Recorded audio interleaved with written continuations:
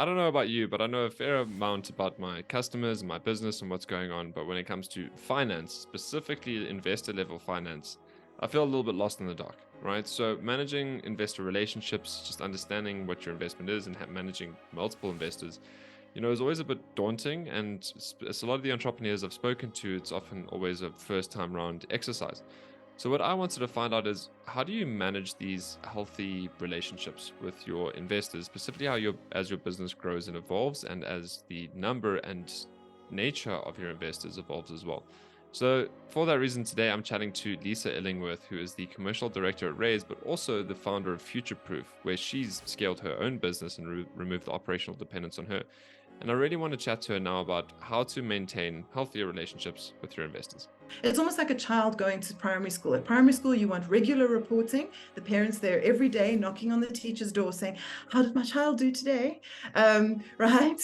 And you want this regular feedback into that. Whereas when you get to high school, you're like, did you get the marks? Did you? Didn't you? Okay. If you didn't, then we start doing a little bit of a deeper dive. If you did, cool, carry on.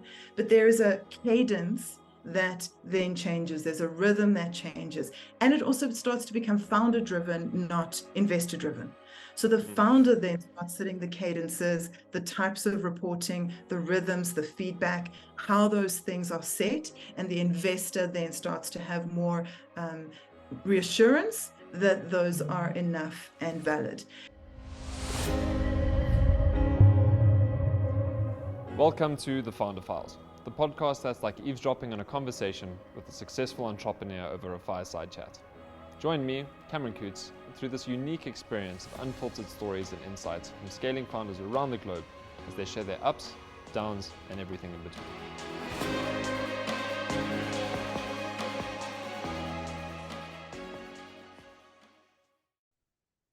Hey Lisa, welcome to the Founder Files. I've been looking forward to this conversation just because obviously bumping into you at Civitas and knowing each other from there, but also hearing about Raise in the market, seeing what they're doing, and just the awesome value helping with entrepreneurs and like managing their cap table, managing their investors, because this relationship between entrepreneur and investor is always unique depending on every context. So I really can't wait to get into this conversation around how to build a healthier relationship with your investors, especially as this evolves, as your business scales. But I think before getting into that, you want to just let me know how you got to where you are now, where this is like the right timing to be talking about this topic with you. So up until this point, I working for Raise as their commercial director. I was a startup founder myself. I actually come from education, so I was a teacher. So randomly, people don't know that, and there's always gasps in the room when you say, "Oh, I was an educator," but taught for a long time, and then left the country and came back. And like most South African entrepreneurs, needed to start businesses out of necessity. So started multiple entities, from thinking that I could take a hobby like photography to the market as a business. When you do that and you love something, so you think you can turn it into a money maker. Yeah, we all learned that lesson the hard way. Into doing multiple things around content generation, marketing, and then FutureProof was the last business that I grew and scaled. And then at the beginning of last year, decided that business was operationally needing to step outside of me probably as the founder being the choke point of the business. It needed fresh eyes. So stepped out of that business operationally at the beginning of last year and wanted new problems to solve. So I joined Raise as their commercial director. And it's been a very interesting journey up until now, because I've had multiple interactions with various types of investors, from seed to grant, through to even now venture capital space. And seeing how different investors invest differently into businesses and their expected returns out of those, and actually how you manage their expectations as one of either senior management in the business or the founder itself, has led me to this point where understanding how to build healthier relationships with your investors as you scale becomes fundamental to actually one of the pillars of strength within your business. 100%. And again, I really want to get into that, but I'm not going to pretend like I'm not super impressed and talk about the pointers like your future-proof is future-proofed without you, right? It's in that sense, it's like it can keep running and sustaining itself. So I just want to unpack that quickly, is because like the fact that you it's like, cool, remove the operational dependence, and lots of entrepreneurs are like, what now? And it's like, well, let me go be a director in another company. Like I really want to I want to unpack that journey, but just about the fact that it's like, tell me, because we really want to be talking about investors here, but just to understand you a bit better, tell me a bit about, tell me a bit more about Future Proof, what the business is all about, and how you got to the point of being removed from operations so that you can take on other responsibilities. Okay, so Future Proof was founded 8 years ago, on the premise that what people teach you at school is not valuable for life. So we joke about it in the business. Future Proof teaches you how to life. So it focuses on entrepreneurship education for children from the age of 5 years old, catalyzing entrepreneurial thinking and action in kids at that age. And obviously, as my education background, came about, and then molding that into an entrepreneurial element, building out a curriculum, and then putting that curriculum into practice. One of the things was going on an accelerator program called 10xe, which I'm an absolute the poster child of, but how to build scalable systems that are decentralized from the founder.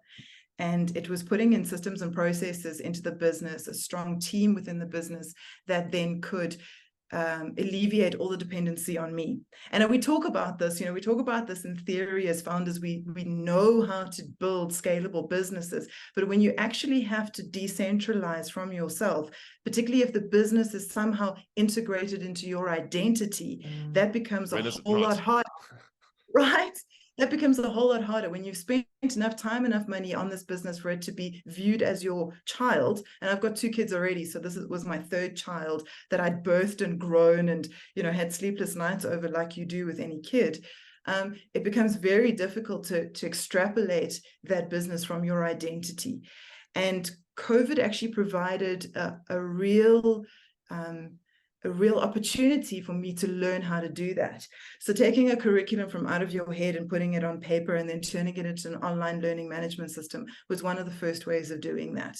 Setting up a team that does not rely on you to put together quotations, to put together operational plans, and then empowering them with metrics that they're measured against, as well as decision-making capabilities to get to those metrics. So that was really important, to be able to say, right, I give you these metrics, I'm going to measure you against them, but I also give you the autonomy to make decisions to get to those metrics, and then letting go of how you think it should be done, right? Because that's always the problem, is that you've done this for years and years, you've honed this craft, you're subconsciously and competent in building these systems and building this value. Now you have to let go and say, right, it doesn't actually matter how you get to this end point, just get there. And you measure the outcome as opposed to the process of getting to the outcome.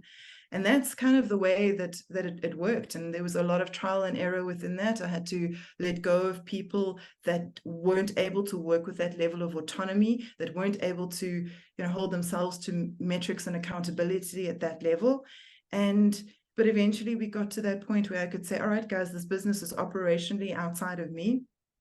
You know what you need to achieve. We'll measure this, on a quarterly basis at what we call a QRAP, or a quarterly review action plan. But we'll get to that point, and you're going to tell me how you're going to get to these metrics. And I think it's just having that level of accountability in the business where everyone understands that it might not be your fault that something didn't work out, but it is your responsibility, and everyone holds themselves to that account. Fantastic.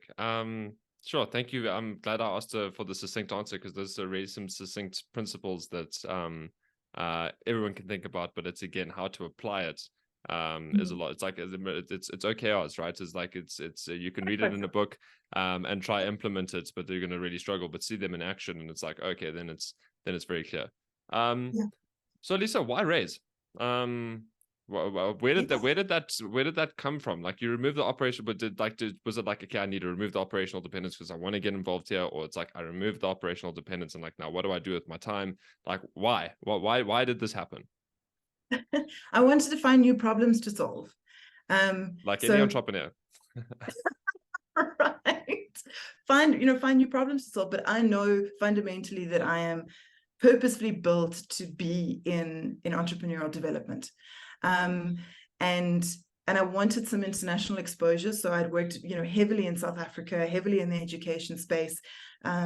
My wheelhouse is systems marketing and system sales, and that's where the engine of Futureproof really, really performs. So I wanted to take those and see if I could, transpose those onto another environment, but also getting some exposure internationally. And everyone had talked about this VC space, and it's like the holy grail of entrepreneurial development. If you can raise VC capital, it's not, by the way, it's not.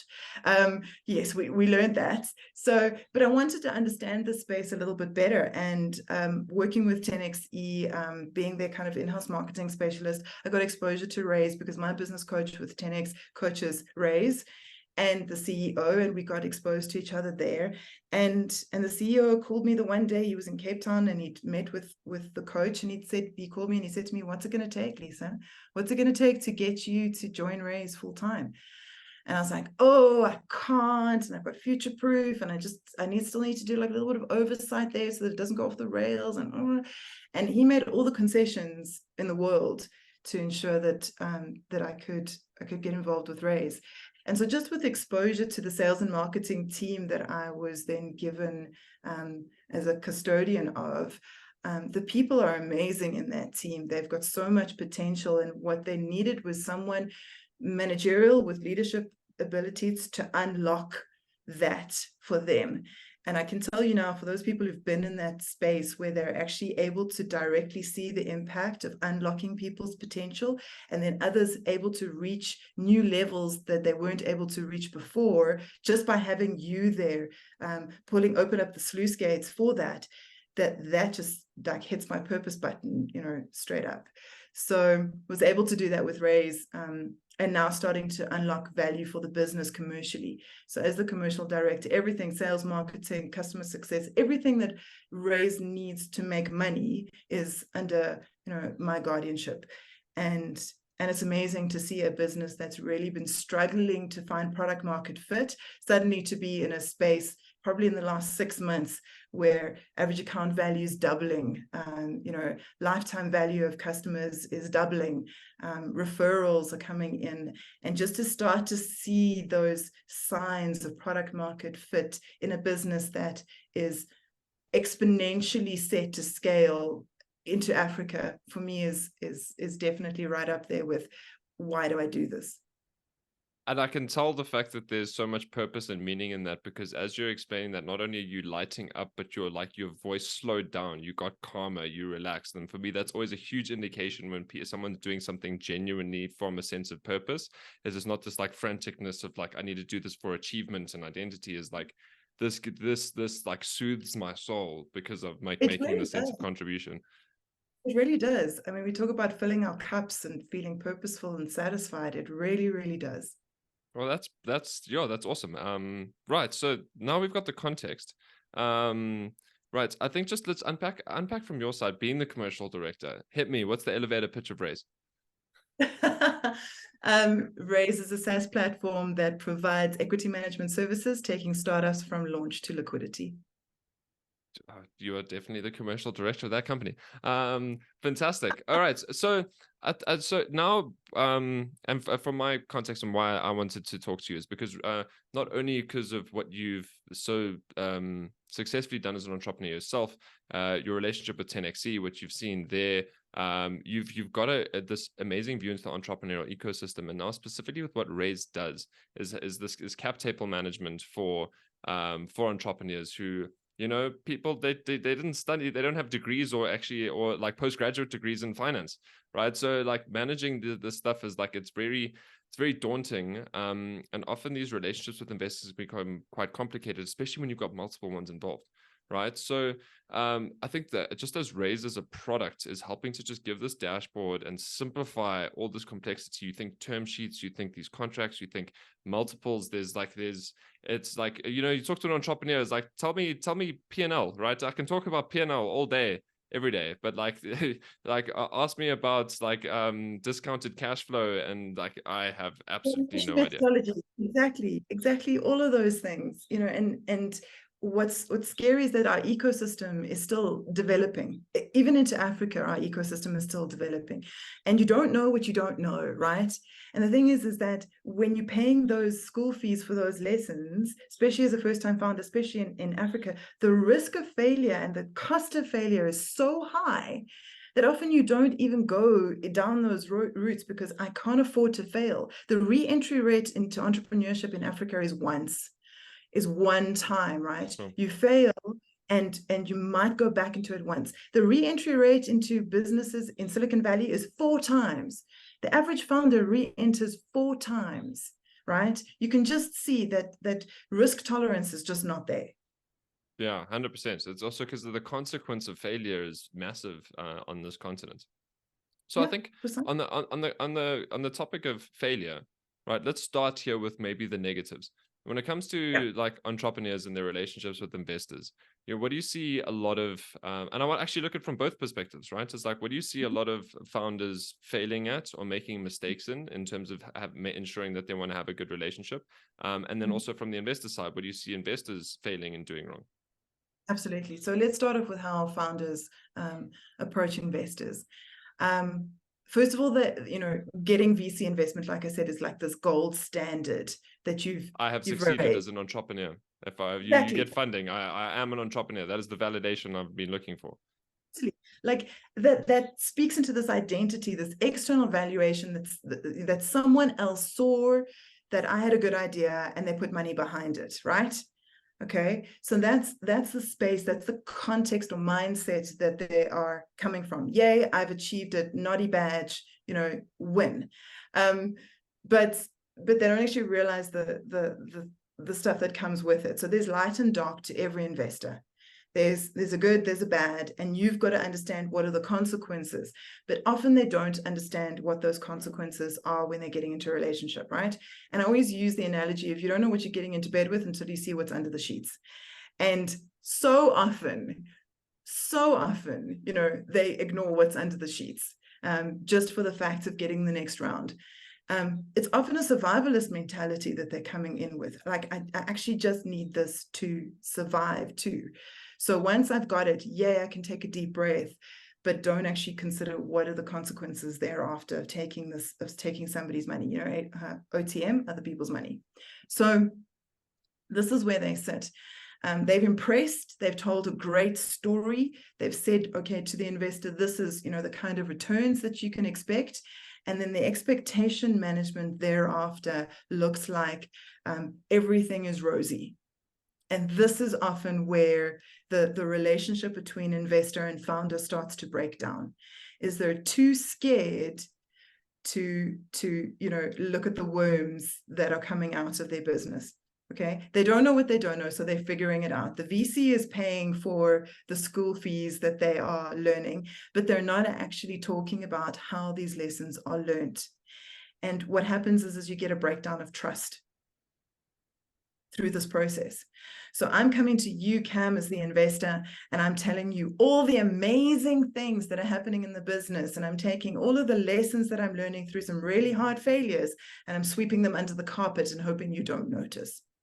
Right. So, and sure, I mean, when you explain it that way, it's just it's so naive, because investors aren't naive, right? It's like you go into the back end of any entrepreneurial business, or you go into the back end of any entrepreneurial product. It's just like duct tape and Prestick, right? It's like we know this, right? This is just what it means to be a startup founder.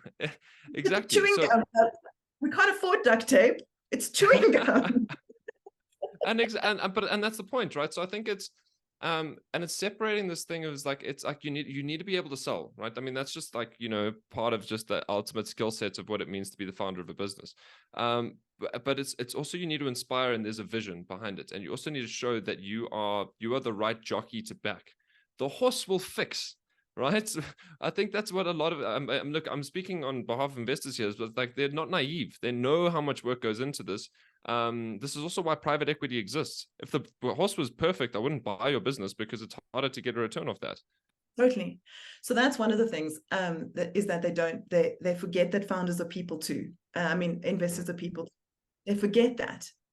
And they go, okay, I don't know if I can actually speak to this person as a person and remove that investor hat and the money that you brought. And that's often where the disconnect comes into it. The other thing that founders tend to do, and one of the mistakes that they make within this, is they put metrics down for investor reporting that are not specific to the stage of growth that they're in. So that founders, it's a typical psychology of a founder. You live 2 years in the future of your business. So you're living in the potential of your business, and you're not living in the business that you're actually doing today. So you're measuring your business against That's also where the valuation comes from. Exactly. Exactly. So you're living in where your business would be in 2 years' time. And you're measuring against those metrics, product market fit metrics, customer lifetime value, all of those things. Whereas actually you should dial it back, manage their founders' expectations as well as investor expectations against the actual stage of growth. And that's where you need to have a sounding board around you that are not investors, that are not people that have got money in this business and that have actual risk. That you've got, I like to call it a personal advisory board. You've got a personal advisory board around you of people who've done this before and who invested in your success, but can actually then dial back your expectations and go, sure, that's what your business could be in 2 years' time, but what is it doing now? Set those expectations, set those metrics for now, not for 2 years in the future. And that way you'll also get the transparency, trust, and credibility from your investors too. So on the one side, it's just being honest and transparent about the fact that it's like you can't bullshit a bullshitter, right? You know, it's like yeah, you can't play a player, right? I mean, and investors aren't naive. It's being honest with them about what's happening in the back end is actually going to build more trust. Like the book Originals by Adam Grant is brilliant because someone was trying to seek investment, and the first thing that he started with is like, these are the 5 reasons why you shouldn't buy my business. Right. And then like, let me tell you every reason why you should. And they were sitting there like, I'm paying all the attention because you think there as an investor, you're listening to a pitch and they're naturally evaluating in terms of like, okay, what are all the problems here? Because I know you're selling this to me. What are all the problems? By being that transparent, it's like, well, that seems a lot easier to solve. Let's have a conversation and talk. Right. So it's that unconventional approach.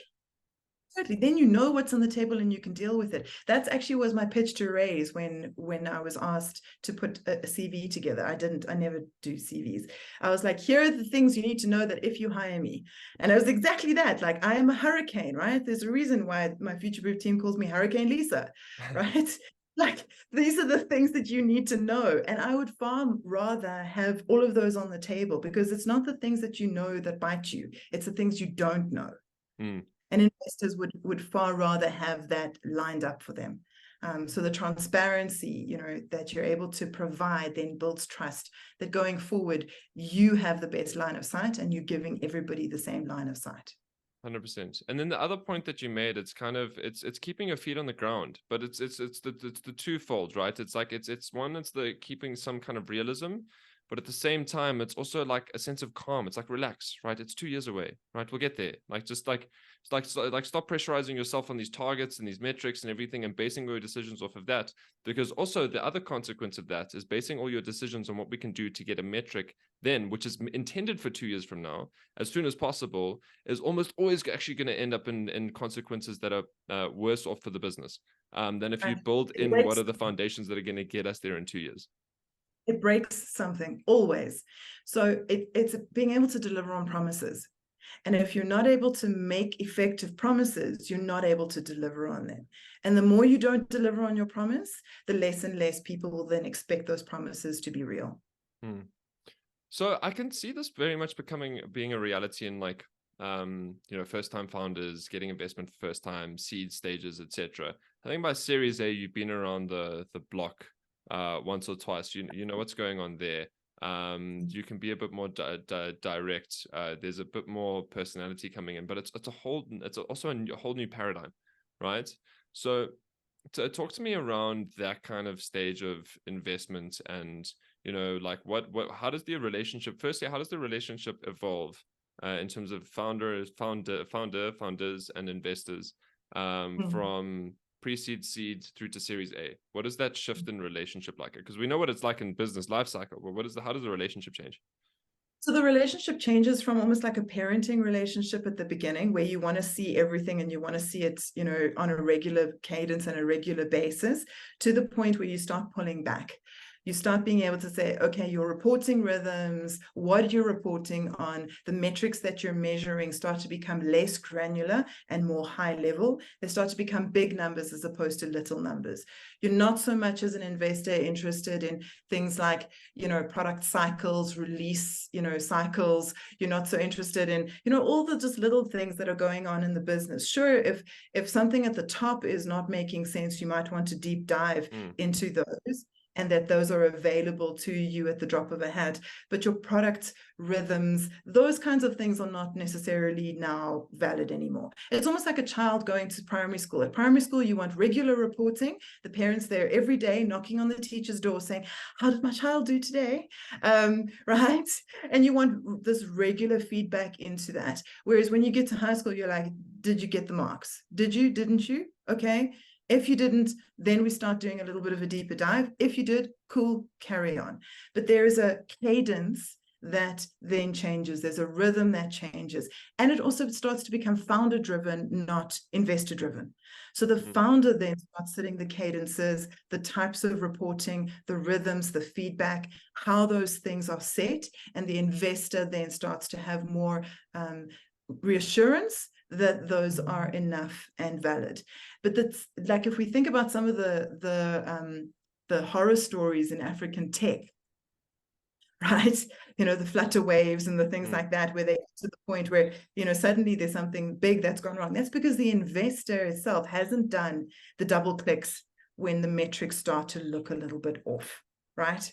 And that's been interesting because on, you know, Razor's side, we've got investors that actually want to see the granular level, and they want to see it almost on like a weekly to monthly basis. And then you've got others who you can see haven't even double clicked onto any of the reports, and they're like, okay, cool, you know, these numbers are what they are and there's nothing to worry about. So it's interesting to see those different dynamics of different investors, even at this level right now. Sure. Okay. So, I mean, what that's signaling to me, and I'm going to jump ahead here and almost interpret the answer, because the question is going to be, it's like, okay, well then with those different approaches with investors, either not even double clicking to begin with, or like feeling like I'm being micromanaged on a weekly basis on all these metrics, where the healthy point is. But it's either way, from a founder perspective, if you want a healthy relationship with your investor, be proactive with the information with them, right? It's like, this is the things that I think you need to know. This is what's going on. We lost this deal, or we got this one, or we're struggling with this kind of capacity. We are these are the problems that we're having, and this is how it's going to be affected. Or this is exactly what's going well, but this is how long it's going to last, right? It's kind of, it's instead of just giving them the numbers, it's actually applies some thought into what this information is signaling about the state of your business. Precisely that. The other thing is to actually understand, if you've got investors that you are leaning on for advice and support, is to say, where is their wheelhouse? So at Futureproof, you know, having a board of those people, some of them were investors and some of them weren't, but having that board of people that then had their own wheelhouse, and almost giving those people job descriptions and saying, right, you fulfill this element, HR, legals, scaling. They've got profiles and portfolios where they have a certain set of expertise that they can speak into, and you go to them to be able to tap into that area of expertise. So they're not generalists across the board. You might want to have one or two generalists if they've previously founders themselves, which is also like a unicorn, right? So you want to find those people, but you've also got people who've got actual specific profiles and job descriptions that they would then fulfill for your business. It gives them purpose and direction too. And that's such an important point, because when you get into a scaling phase, you start needing all this expertise, but one, you can't afford it, but also two, you don't need the full capacity of like an actual specialist here. So you need these like fractional specialists that come in. And the nature of investors and having the right ones, I think this is also just another point, is like, if you want to have a healthy relationship with your investors, make sure you've got the right investor for the right stage of your business, right? Your business. Because there it's like, because a lot of these investors will have these shared services functions for these like support services that these business require. But again, what that requires, the point is, just because they've got it, it's still your responsibility in how you use it, because it's your Tap business. into it. Correct. Yeah, you are the expert. You need to know at what stage you need various things. And that's the other thing, is that understand the signals in your business, have fixed term contracts of advisory support from your investors. So almost go into like a contracting or like a social contract with your investors to say, you're going to provide this to me for this period of time. They then know what the expectation is. They're always going to be an investor, or they're going to be an investor for this stage of growth. Then that term ends. You can recontract them if you want to, but that provides a nice boundaried approach to what role does this investor fulfill other than just the money.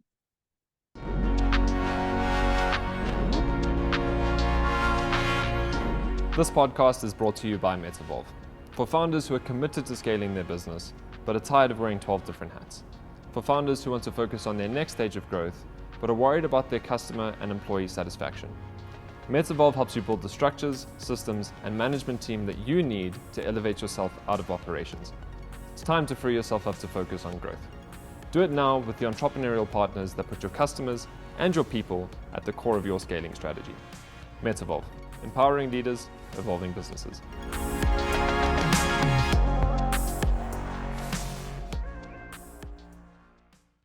So this is it's both incredibly insightful and very clear in understanding this, but also I'm like, as a founder myself, listening to this, it's also very like, Lisa, Cam, this is super daunting. Like, you just like, I know it's a lot of responsibility managing a business, but now I need to think for the investor and tell them what I need and do all this. It's like, whoa. I thought I was coming to an investor to help me solve my problems and help me scale my business. Isn't that what investors are for? Then you're telling me I need to like basically come up with job descriptions for them and tell them what I need and then give them all the information that I think they want to see. It's like, Yes. why am I getting them in the first place now? It's like, what is the actual value to the business? And investors can be superbly valuable to the business. If they are the unicorns that we mentioned before, previous founders who've actually started businesses, grown something to the point where they sold it, they have a lifetime view. If you're a first-time founder and you're doing this for the first time, you don't know what the end looks like. So having someone with a lifetime view across the business is actually really, really valuable. If they're invested in this business, and I always like to screen my investors against a quality of genuine care. Do they genuinely care about the ecosystem that you're working in, about the market that you're working in, and actually building businesses with founders like yourself? Do they genuinely care? That's a qualification factor for me, because it's going to mean that you are doing less management of the expectations, and you're going to have this rapport with your investors that goes beyond the OTM, the other people's money. So it's a qualification factor. I think a lot of founders, when they get investors on board, ignore the cultural elements of do these people align with the values of our business, more often because they haven't even built out their values of their business themselves. But if they have, and they have a really keen insight into what those values and that culture is, and they align with investors of a similar profile, you're doing a whole lot less investor management than you need to. With businesses that are scaling and growing, if you haven't nailed down that operational part of your business with a really strong management team, and you're managing them, and then you are managing the investors, providing that buffer layer between investors and the business, you're going to have a really hard time. So if your hands are still like knee deep in trying to get operations sorted out, systems and processes, I really would caution against getting a massive layer of VC investors at the top that you have to manage, because you're going to be burnt out in a very short space of time. That dual management, switching hats the whole time from CEO, operations manager to investor relations, that's really going to be challenging when you context switching like that. So having a strong management team of operational people that can execute efficiently below you, while you then just manage them, set strategy, set vision for yourself, and then manage the investors, that's the ideal state. So ensuring that layer is in place is probably the key to unlocking great investor relations. Yeah, I'm Yeah, I couldn't agree more. I mean, I don't understand the investor space well, but I mean, what I do understand is what a business looks like once you've removed the operational dependence on the founder, and how much the business still depends on that founder strategically, Yes. and how much the work there is to do there. One thing that also really clicked for me now on what you're talking about is it's also very much what is your intention behind getting an investor in the first place, right? So it's like same thing, and I link it to people that is like, I want to be an entrepreneur because I like how that sounds, right? I Like I like want it. to I be like it, what it looks like on my LinkedIn profile. exactly. And that's just like, I want to get an investor because of this validation in my identity that I am an entrepreneur. And it's like, this is completely embedded in unsustainable assumptions around what it means to be a leader of business. Because that's the point. It's like, I'm a founder and entrepreneur. It's like, scale that out by 5 to 10 years. You are a leader of managers, maybe even a leader of leaders. It's a completely different Yes. thing, and you're going to be burnt out and stressed, right? Trust me, it's like, it's not as glamorous as people think. But anyway, but scaling that point back is the fact that, like, what is your intention? Do you just want investors because I just want and need capital, but like, I'm happy with the team and the advice I've got around me, I just need capital, right? That's the one thing. Then go. But also, maybe you don't want an investor, maybe you just need a loan, right? Then on the other side is, I want experienced and embedded contributions to my leadership team. That's very different. And then it's also, okay, well, what is it that you need from your leadership team to do so? But it's the other side of the approach where it's like this more emergent side where it's like, I know I need capital to scale. And in terms of whoever's going to give me that capital, I'm going to get the leadership team and leadership contributions that comes with that as a benefit. And you can land yourself in some serious trouble if you do that. Absolutely. So those expectations and going into it, and the problem is that people are offered money and they jump. My approach to anything is date before you get married, always. So date your investor, understand, like, how does this person actually operate before you take money from them. Do a reference check, speak to other people who've taken money from this investor. What's it like to work with them? What kind of contribution do they bring? What should I know about managing them effectively? What kind of cadence and rhythm is going to meet the expectations of reporting against this? Do I set those? Do they set them? Have those things mapped out first before you go, okay, this is the kind of money that I'm willing to take because this is the kind of consequences it's going to have on my business, but this is the kind of growth that I can expect out of it. And understand, like, am I just getting the money to scale and grow? That's what I'm doing. Great. But then set the expectations against that. You are going to have to then be measured against growth. Yeah, 100%. Right. So let's talk about one of the most important topics now, exit, right? Like, this is what's, investors are here for. They want to see a return on their investor. So how is it now? We've talked about healthy initiation to a relationship. We've talked a lot about trust and transparency and having a lot of clear intention of what it is that you're looking for. Talk about managing the investor well in terms of being intentional about the reporting, thinking for them, freeing up your space to be strategic and managing the relationships accordingly. Now, what about exits, right? Like, how do we ensure that we are having a healthier exit with our earlier stage investors, and as we kind of progressing as our business grows? One of the best pieces of advice that I got from the seed investor into FutureProof, he sat down with me at the beginning. He was an angel investor, and he sat down at the beginning and he said to me, Lisa, how does this end? And it was such a light bulb moment for me. Like, how does this end? If I put money here, how does this end? Do we hate each other at the end of it? Do I buy you out because you're useless as a CEO? Like, how does this end? And you're never asking those questions at the beginning of a relationship with any investor, because you're all gung-ho, you're blinded by the possibilities of how this business grows, and no one actually wants to sit and go, right, how does this relationship end? You're in the honeymoon stage, right? They are, exactly. You've got stars in your eyes. This is amazing, and we're going to all take over the world together. I just had this massive number come into my bank account. It's like, oh my God, life's never been better. And we all know that, like, the path to growth is never straight. it's got pitfalls, it's got cliffs, it's got all kinds of things. I'm not even talking about like cliffs of vesting. I'm just talking about like, you know, the proverbial cliffs that we fall over, like COVID as an example. So how does this end? And you actually look at the scenarios at the beginning of the relationship, even the tough ones, even the really, really hard ones to consider, right? You know, I get hit by a bus. How does this end? How do I get my investment out if, you know, something happens to you and you get a morbid disease? You really have to start understanding that at the beginning of a relationship so that you've got those strategies at the end of your relationship. You might never use them, but rather have them at the beginning and be able to lean on them. Because when you're in a difficult situation, potentially with an investor who has unmet expectations of the business, and that relationship is now strained, you've got no more relationship capital to lean on in order for goodwill to take place, and there's an exit that needs to come at some kind of friction point, you need to have those things mapped out when you were thinking sanely at the beginning. And that sanity you can lean on and go, all right, we're not actually changing. I mean, it's like a divorce, right?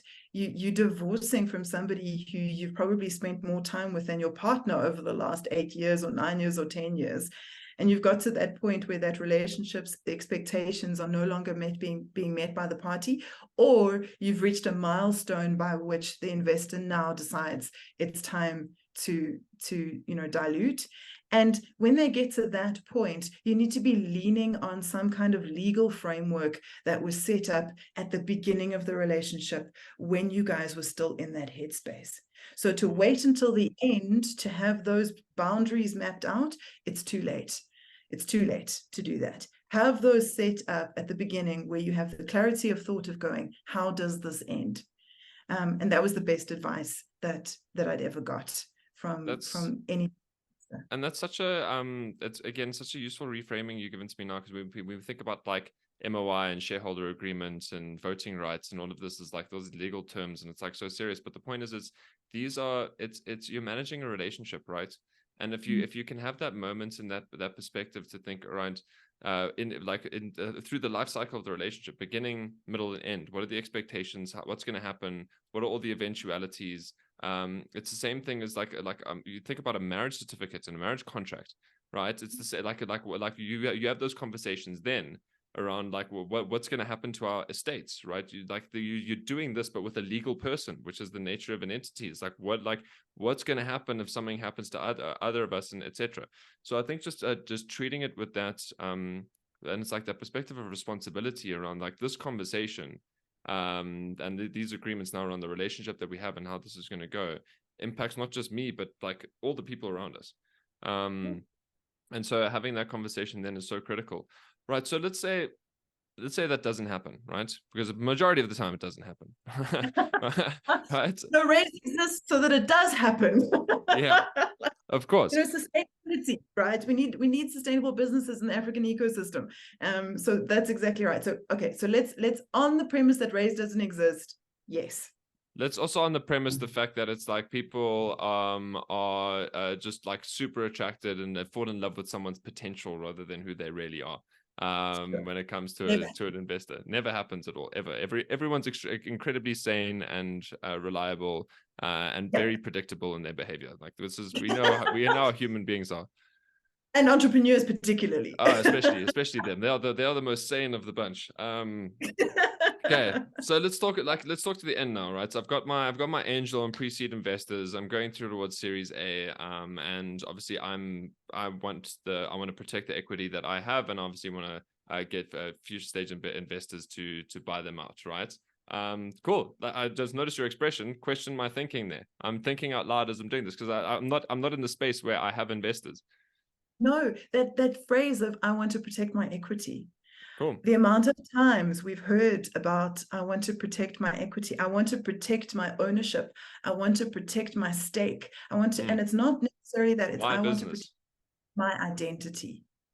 That's where it starts to hit differently, right? It's when my identity is linked to my business. I want to protect my identity. Identity then in the form of how it's meted out is control. How much control do I have over my business? And Yes. that's always the sticking point is if you can understand control and the control linked to identity, you can actually start navigating the role of exit better. Yeah. It often starts with a personal deep dive for the entrepreneur themselves. I think it always it starts it's the beginning, middle, and end is always a personal deep dive for an entrepreneur. Yeah, I mean, yeah, that's again why I love being a psychologist, because it's just a huge gap that I see for entrepreneurs in terms of their own personal development and awareness. But anyway, without going down that massive rabbit hole, like so, and because it's also the one point that I heard from I think it is Bevan, the founder of Yo-Yo. He said it's the one thing he heard is, I'd rather have a slice of the watermelon than the whole grape. Someone else said it's, I'd rather have a slice of the wedding cake than a whole cupcake. Okay. Yeah, so Ryan. that was Ryan who said that. So and I think that's very true, and keeping that in mind, but still it's easy to say that as a principle and a theory, and I 100% I back you, because it's really the identity and control element that comes in. But I think just coming back to the reality of, you're going to get to a point where you're going to be offboarding old investors, bringing on new ones. How does that how do we manage that transition in a healthy way? Okay, so legal frameworks, have them set up. Okay, honor them, honor the promises that you make to people. Give them hard boundaries. So give them, like, by this date, have almost like a project plan in place that's open and visible and transparent to everybody, to say by this date, and have the milestones mapped out for investors. So to say to them, we're offboarding you like this, manage the expectations. Even having companies on board and consultancies to help you do that and help you navigate that process is always helpful. Yes. Yeah, not on the legal stuff, right? But if you want to map out your like structures, operational systems, and your strategy, we're your people. But don't, yeah, I can't help you with legals.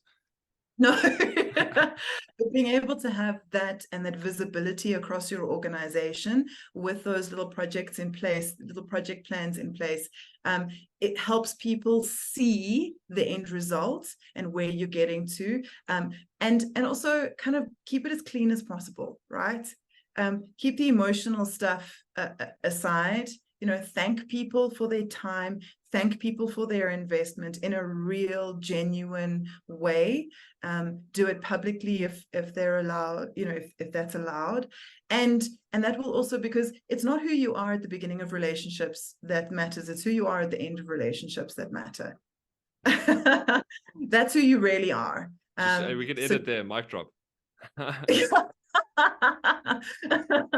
Bumper sticker, right? I need to Yeah. make a bumper sticker out of that. But it is who you are at the end of relationships. And I've seen relationships end so badly. I've seen people leave with the keys to bank accounts from their co-founders.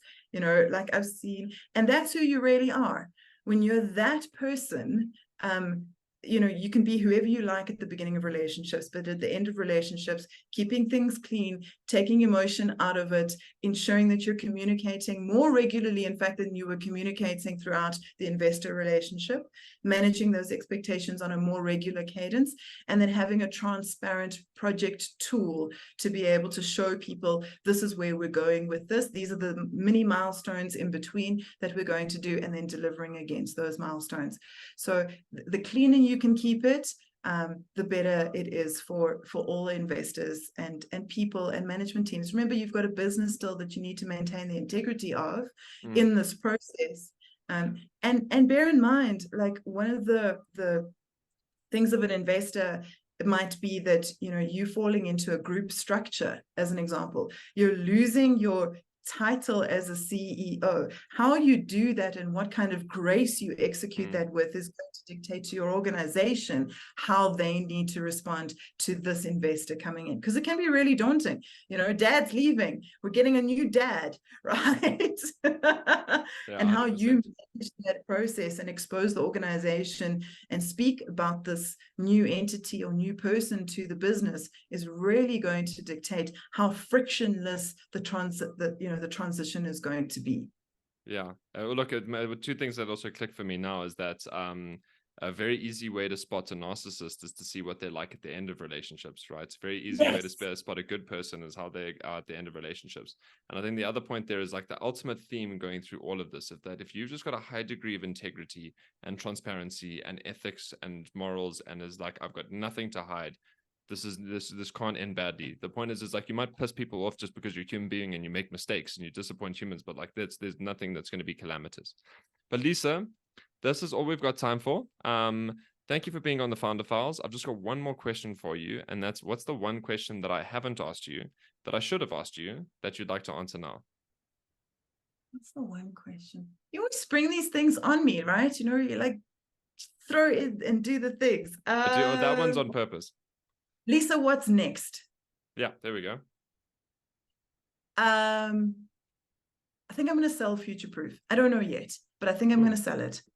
I think I'm going to sell Futureproof, or I'm going to get like some massive growing capital into that business and dilute my shareholding and start like taking it, you know, huge and global and things. My time with Raise might need to be limited because I think I might be a growth blocker to that business eventually. I think they might just need some fresh blood and some fresh eyes in that commercial department that now starts to think about what's 1 to 2 or 1 to 5 in the next growth rate. But what's next is I think taking Futureproof either outside of me entirely or into some new investor territory. What an exciting horizon to think about. Lisa, thank you for being on the show. And yeah, I'll see you around. Absolutely. Thank you, Cam. That was stunning. One of the biggest insights I got from this, which is also such a simple one, but the point of the fact that investors are human beings too. We usually think of these as like these powerful ethereal beings that have got lots of power and money and lots of business involvement and experience, but you know, they really are human beings too. And what that means is they understand mistakes, they understand vulnerabilities, but they've also been around the block once or twice.